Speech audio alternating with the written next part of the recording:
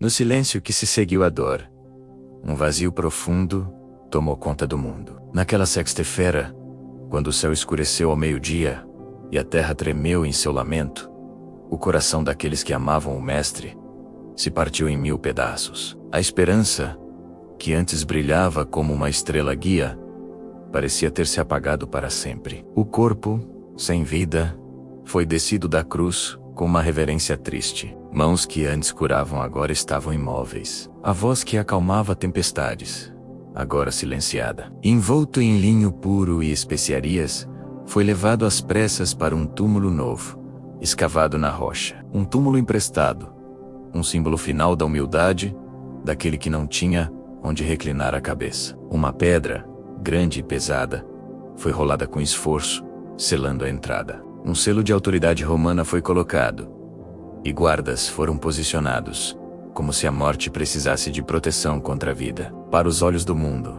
para a lógica humana, ali era o fim definitivo. O movimento, que havia cativado multidões, agora estava decapitado.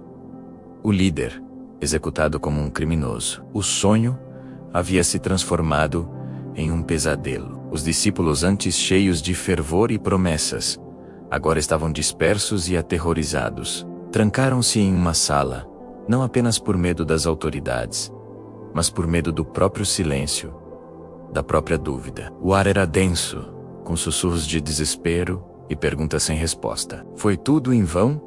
Ele nos enganou? Ou nós nos enganamos? A pergunta que mais doía, que ecoava no vazio de cada coração era: será que tudo acabou? Aquele silêncio era ensurdecedor. Cada hora que passava parecia uma eternidade. O sábado chegou. Um dia de descanso forçado.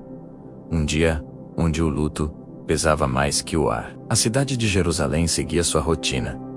Mas para aquele pequeno grupo de seguidores, o tempo havia parado. Eles olhavam uns para os outros, os olhos fundos de quem não dormia, de quem chorou até as lágrimas secarem. A ausência de Jesus era uma presença palpável, uma ferida aberta. Eles tentavam se lembrar de suas palavras, suas promessas de que ressuscitaria ao terceiro dia. Mas a realidade brutal da cruz, do túmulo selado, esmagava qualquer fagulha de esperança que ousasse surgir. O que ninguém podia ver, o que ninguém podia compreender, naquele momento, é que nos maiores silêncios da história, Deus realiza suas obras mais profundas e poderosas. Na quietude daquele túmulo, o universo prendia a respiração. A noite do sábado se estendeu, longa e escura, uma noite de espera, mesmo para aqueles que já não sabiam mais o que esperar. Era a vigília da criação, o ponto de virada entre a era da lei e a era da graça. No mundo espiritual, uma batalha estava sendo travada. As correntes da morte, que mantinham a humanidade cativa por eras, estavam prestes a ser quebradas, de dentro para fora. A escuridão parecia absoluta, mas já continha em si a promessa da alvorada. Então, lentamente, quase imperceptivelmente, a primeira luz começou a romper no horizonte. O terceiro dia havia chegado. Ainda sob o manto azul escuro da madrugada, um pequeno grupo de mulheres fiéis fez seu caminho silencioso pelas ruas desertas. Maria Madalena, Joana, Salomé. Elas não carregavam esperança, carregavam especiarias e aromas para terminar de ungir o corpo, um último ato de amor e devoção. Em seus corações, o peso da dor era acompanhado por uma preocupação prática. Quem nos removerá a pedra da entrada do túmulo? Era uma pedra imensa, pesada demais para suas forças. Enquanto caminhavam, o coração apertado, a primeira surpresa. Ao se aproximarem, viram à distância que a pedra, o grande obstáculo, já não estava mais lá, havia sido removida. O coração delas acelerou. Uma mistura de confusão e um medo novo. Correram os últimos metros. A entrada do túmulo estava aberta. Um portal escuro para o desconhecido. Olharam para dentro, e o choque as paralisou. O túmulo estava vazio. Os panos de linho que envolveram o corpo de Jesus estavam ali, cuidadosamente dobrados. Mas ele não estava.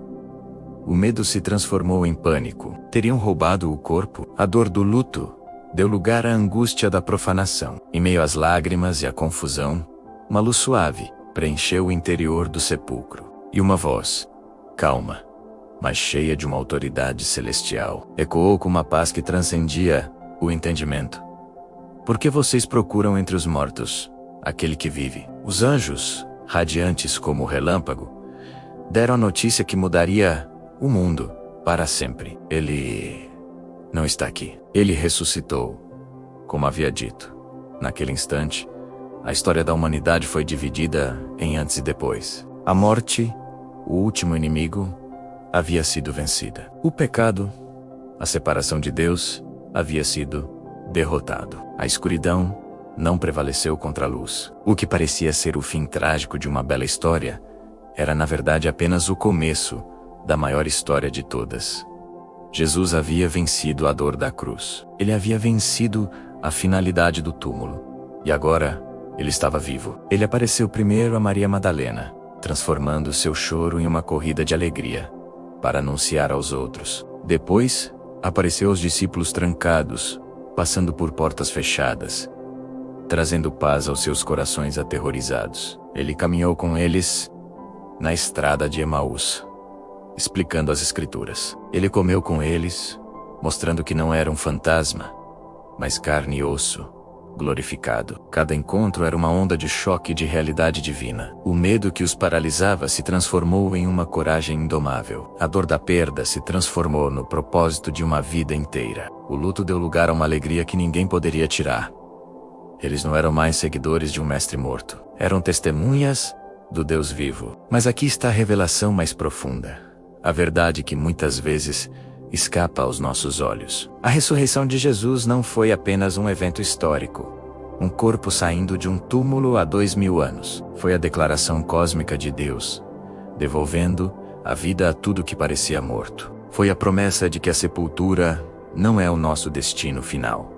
Pense nos seus sonhos, que foram enterrados pela decepção, nas esperanças que foram esquecidas com o passar do tempo, nos relacionamentos quebrados, que parecem irreparáveis, nos corações que se sentem vazios e sem vida. O mesmo poder que fendeu a rocha, que dobrou os lençóis de linho e que levantou Cristo da morte, esse mesmo poder não se aposentou. Ele ainda está vivo, ativo e disponível para nós, hoje. E talvez, apenas talvez, esse lugar escuro em que você se encontra, essa situação que você chama de fim, esse túmulo onde você enterrou suas esperanças,